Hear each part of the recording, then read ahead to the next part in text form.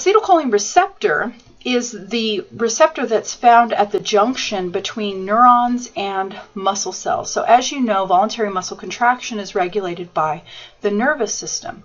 Well, how does a nervous system cell, a neuron, regulate the contraction of a muscle cell, so a different tissue? Well, it does that by releasing a chemical that binds to the muscle cell and elicits that response. So let's see how that would work. Okay, so let's take a look at how this would work at the neuromuscular junction. How does a neuron control the activity of a muscle cell? So up here, this sort of squiggly looking cell is my neuron. And up here is the cell body where we would find the nucleus and all the major organelles. And what we would see if we were looking at a typical neuron is that it would have this very characteristic structure where coming off of that cell body, we would see a number of cellular processes sort of extending out in all directions. And these processes come in two basic types. So there are the dendrites, which we see up here. And those are connecting up to other cells, other neurons potentially, and receiving information and sort of transmitting that information towards the cell body. And so every neuron is going to have hundreds to thousands of these dendritic connections with other cells, constantly receiving information from those cells. And then typically what we would see is one long process coming off and making contact with one target cell, and this would be the axon. Now in this case, the type of neuron that we're looking at is a motor neuron. It's one that's going to be controlling voluntary muscle contraction, and so the target cell in this case is a muscle cell, right? And the way that a neuron gets stimulated by all of these dendritic connections is through voltage, basically. It's the flow of charges across the membrane, which generates an electrical signal referred to as an action potential, and that electrical signal is going to flow down this neuron, down the axon, to the region of the axon that is in close contact, not quite contact, but very close approximation to the target cell. And this is referred to as the synapse. So we'll have an electrical signal, an action potential, flowing down this motor neuron. So this could be a stimulus, that's happening in your brain. You make a decision that you're going to move a particular muscle in a particular way. That's going to generate this action potential, this electrical signal down the motor neuron.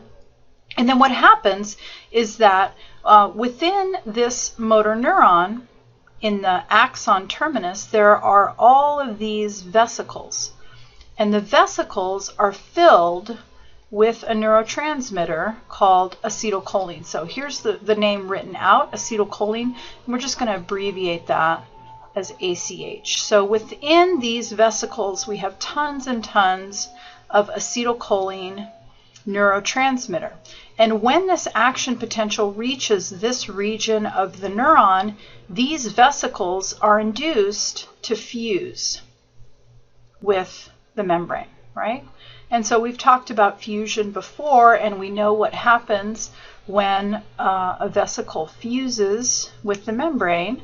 What was inside the vesicle is now released to the outside, right? And so now we have this acetylcholine neurotransmitter that has been released to the outside of the neuron into this synapse. Well, on the target cell, in this case on the muscle cell, there is a binding site for acetylcholine because these are acetylcholine receptors. And so as acetylcholine binds, that's going to trigger a change in the acetylcholine receptor, which, as we said, is a gated ion channel. And when the ligand binds, the gate opens, so that pore in the membrane gets a little bit bigger. And in this case, the ions that are going to be allowed to flow are primarily sodium ions.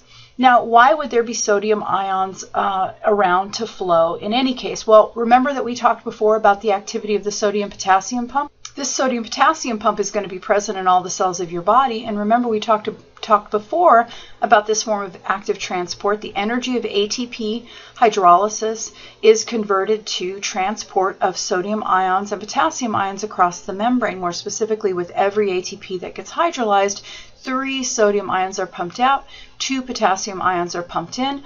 And so what this does is it creates a gradient where there is a lot more sodium outside the cell than inside, and a lot more potassium inside the cell than outside, right? So this is establishing a concentration gradient, which itself is a form of potential energy. So these sodium-potassium pumps, which are sort of color-coded here in red, are everywhere, and they're constantly building this gradient, right? Higher potassium in, higher sodium out. So when the acetylcholine receptor opens up, sodium ions are allowed to flow down their gradient back into the cell. And that sodium flux across the membrane introduces more positive charge into the interior of the cell. And that positive charge causes a change in the voltage around another ion channel, another gated ion channel. In this case, it is a voltage-gated calcium channel. So this is one of those channels that's gated by potential, electrical potential. So when the sodium ions flow in and we get lots more positive charge in the region of this voltage-gated calcium channel, then it opens up and forms a pore in the membrane, and everywhere where there's a gradient of calcium, we're going to see calcium being released. Well, if this is a muscle cell, where do we have high concentrations of calcium being stored? In the smooth endoplasmic reticulum. We talked about this in the fish lab, that the efflux of calcium out of the smooth ER is actually the stimulus for muscle contraction. So that's exactly what happens here. As sodium ions flow into the cell through the acetylcholine receptor, a buildup of positive charge around this voltage-gated calcium channel in the smooth ER causes the gate to open, and calcium is going to flow out of the smooth ER into the cytoplasm of the muscle cell, and as we talked about before, that triggers the interaction of our myosin motor proteins with our actin microfilaments in our cytoskeletal array that causes muscle contractions. And so these myosin motors connect up with our actin microfilaments and pull on them, and we see shortening of these sarcomeres, as they're referred to, and that's muscle contraction, right? So that's stimulated by calcium. The calcium is released from the smooth ER because of the positive charge that comes flowing in through the acetylcholine receptor when acetylcholine is released from the stimulating neuron and binds to that acetylcholine receptor. So just like we had the sodium-potassium pump that was burning energy, burning cellular energy, right, hydrolyzing ATP to establish the sodium gradient, similarly there would be an active transport protein, a calcium pump, that would be doing the same thing to build this gradient of calcium, storing calcium within the smooth ER and in other organelles in the cell as well, so that it could be released in a regulated, stimulated fashion and can trigger muscle contraction only under stimulation of the muscle cell. So in this way, a stimulated motor neuron that itself is under regulation by this electrical signal that has been generated within it releases a chemical signal to the exterior environment, which then binds to acetylcholine receptor on the target cell and triggers this internal set of responses. How do we stop muscle contraction? Because obviously it's going to be very important that we stop the muscle contraction. Otherwise you get a condition called tetany, where you have contraction with no relaxation, and that's bad. So there are a couple of things that go on here to terminate this signal. First of all, this acetylcholine molecule is degraded by an enzyme, which we can just represent by this little Pac-Man guy, that exists here in the synapse, and that enzyme is called acetylcholinesterase. So acetylcholinesterase. So what this acetylcholinesterase enzyme does is it degrades the acetylcholine in the cleft. It actually splits it into two molecules, acetic acid and choline, and in so doing removes the signal that's keeping these gated ion channels open, and so then they close. And then when they're closed, no more sodium is going to flow across the membrane, right? So step one in terminating this signal is degradation of the acetylcholine ligand by the acetylcholinesterase enzyme that's also present here in the synapse.